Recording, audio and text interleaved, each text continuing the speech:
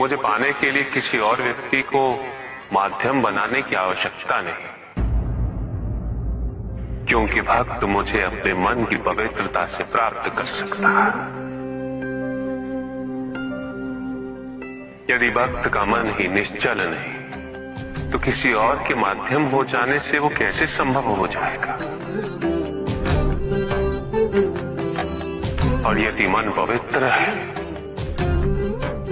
तो फिर माध्यम की आवश्यकता ही क्यों? मेरी प्रार्थना करने के लिए प्रेम पूर्ण हृदय चाहिए, ऐसा हृदय जो जीवन के प्रत्येक क्षण प्रेम पूर्ण रहे। और यह तभी संभव है जब व्यक्ति सबसे पहले अपने आप से प्रेम करना सीखे, अपने आप से जुड़ना सीखे। जब तक व्यक्ति को अपने मन में विद्यमान दिव्यता की पहचान नहीं होती, वो दूसरों में भी उस दिव्यता को नहीं देख सकता।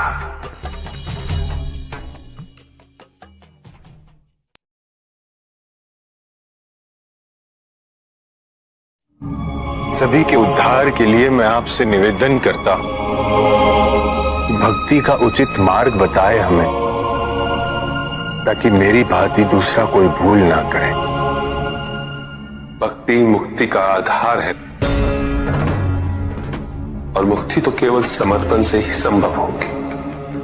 और समर्पण के लिए पुष्प नहीं, स्वर्ण नहीं, आभूषण भी नहीं, रत्न नहीं, धन नहीं, विधि विधान नहीं, केवल अपने मन को अर्पित करना अनिवार्य है। जानना चाहते हो कि वो कौन से पुष्प हैं जो मुझे अत्यंत प्रिय है? इंद्रियों का नियंत्रण, दया,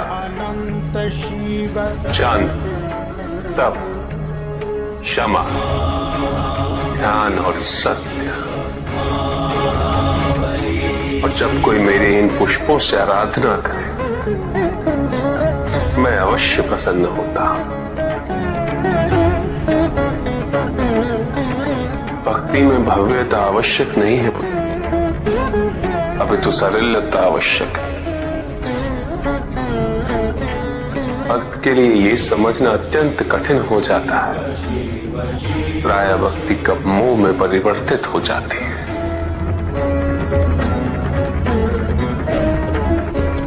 और ऐसे में पथ भ्रमित होना अनिवार्य है।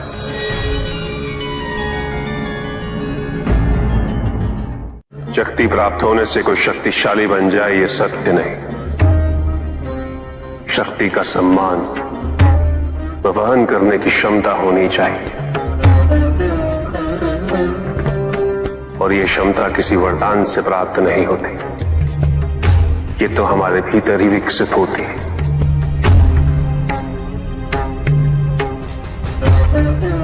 हमारे विचारों से, संस्कार से। तो प्रभु,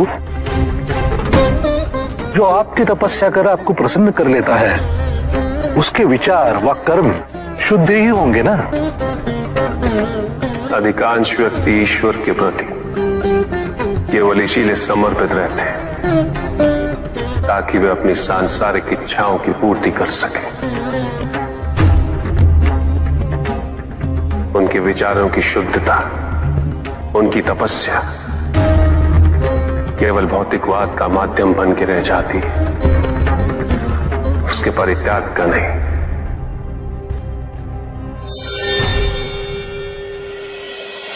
अहम भाव से ग्रसित ऐसे व्यक्ति अपने से परे देख ही नहीं पाते। उन्हें जो चाहिए वो इसलिए नहीं कि उससे वो संसार का उद्धार करना चाहते, अपितु इसलिए कि उससे वो केवल अपने परिजनों का उद्धार कर सके। और शक्ति पा लेने के पश्चात उनका असली स्वरूप प्रत्यक्ष होता है। उनके व्यक्तित्व के दोष उभर कर सामने आते हैं।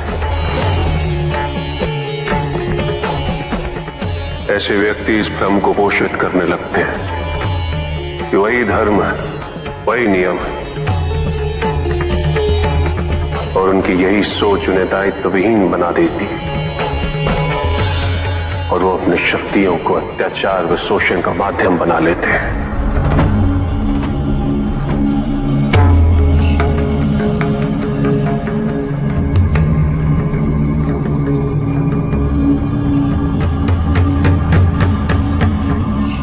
जब जब वरदान को अहित व अन्याय का माध्यम बनाया जाएगा, मैं या नारायण किसी भी रूप में अवतरित होंगे।